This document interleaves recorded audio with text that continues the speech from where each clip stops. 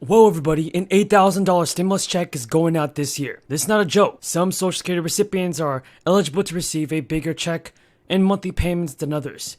And this is some really good news everyone. I'll be sharing with you all the details in this video on how you can expect to receive a stimulus check this year and this month. Now, remember everybody, the whole goal of this channel is to provide you with the most up-to-date and reliable stimulus check news. I want to do my very best in providing you with the most up-to-date and reliable stimulus check information. So it means a lot to me everybody if you can subscribe. Now, have any of you guys received any monthly expanded child tax credit? If the answer is yes, then you may be in store for the new $8,000 stimulus check from the government very soon. The IRS began the distribution of the sixth round of direct payments for the expanded child tax credit in the middle of December. And I know many of you are concerned about when the expanded child tax credit will be going out again. However, right now, there is a potential for many parents to receive a payment that's worth up to $8,000 in 2022. So for parents that have an AGI of less than $125,000 and who have at least 2 children not older than 13 years of age, the extra money may be made available. The entire purpose of the Child Independent Tax Credit is to assist families in providing care and support for their children by offsetting other costs. This is very important, especially as inflation increases and the cost of living rises. Congress did pass the American Rescue Package back in March, and the $1.9 trillion relief package expanded a decades-old child tax credit program to include monthly direct payments for the first time.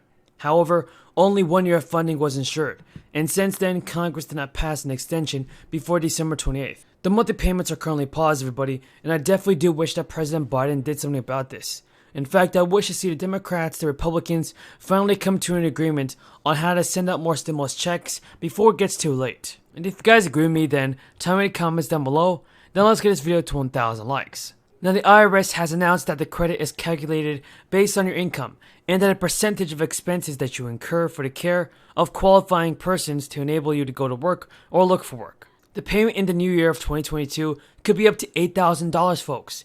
That's a large sum of money that we can expect to receive from the fourth stimulus check. The money can be used to cover expenses including babysitters and transportation.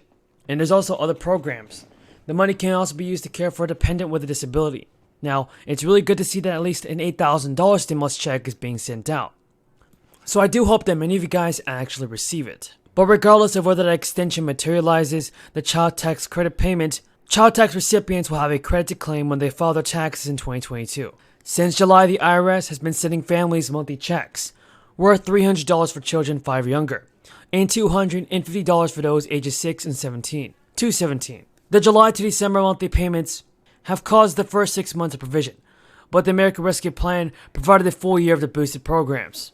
In early 2022, you will be required to file your tax returns for the previous year, and you will get a chance to claim the remainder of the expanded child tax credit. The IRS has confirmed that it will send out letters to child tax credit recipients in January outlining what remaining credit they have.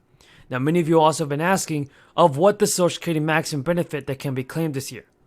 The maximum benefit depends on the age you retire. For instance, if you retire at full retirement age in 2022, your maximum benefit will be around $3,400.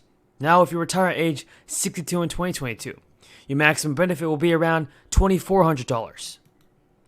So the age, everybody, in which you retire does matter. As always, I truly appreciate everyone's support, and if you have any more questions about this, leave them in the comments below.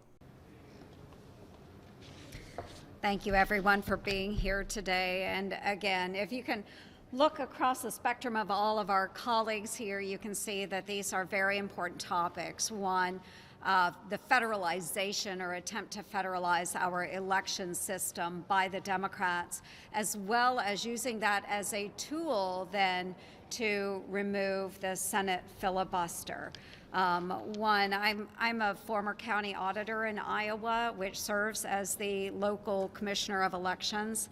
And I can tell you through Iowa's efforts through the years to update and modernize our elections laws has only created greater voter participation with every election. It is not an attempt to suppress the vote, and it goes directly against what Democrats are saying. Now, for the filibuster, for years, actually for decades, our Democratic colleagues have been strongly opposed to what we call blowing up the Senate, because that's in effect what it would do. And Chuck Schumer had said that if we get rid of that 60 vote requirement, it would be, quote, doomsday for democracy.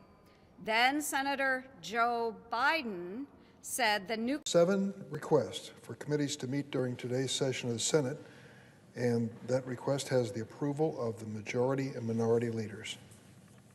Duly noted.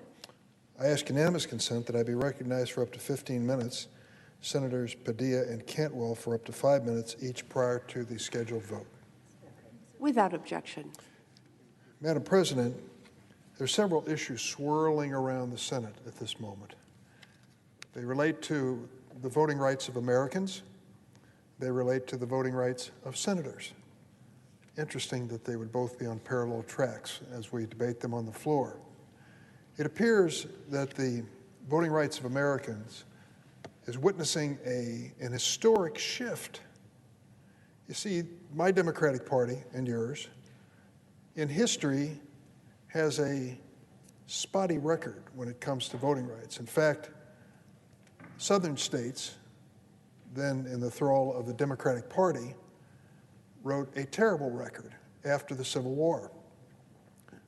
We released African Americans from slavery, we guaranteed their right to vote, and then watched what happened. There was jubilation all over the country, I believe, for the most part, and there was jubilation in the southern states by African Americans who had newfound freedoms they never dreamed of with the end of slavery. And they took them to heart. They did register to vote. And there were dramatic differences in many states because in many states, the slave population, the African American population, was much larger than any voting had ever reflected. And now they had the chance. And as they were elected to local offices and even congressional seats and even a senatorial seat, there was a backlash on the white population.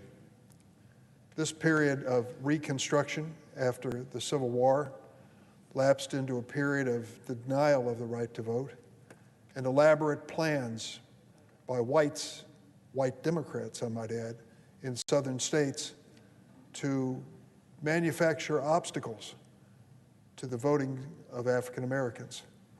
Poll taxes, for example, literacy tests, things that had little or nothing to do with citizenship but were designed expressly to jeopardize the voting opportunities of those without advanced educations or the kind of clout necessary to overcome them. And so the net result was the South went white again in terms of its political leadership. It was known as Jim Crow. And the Democratic Party of that day was behind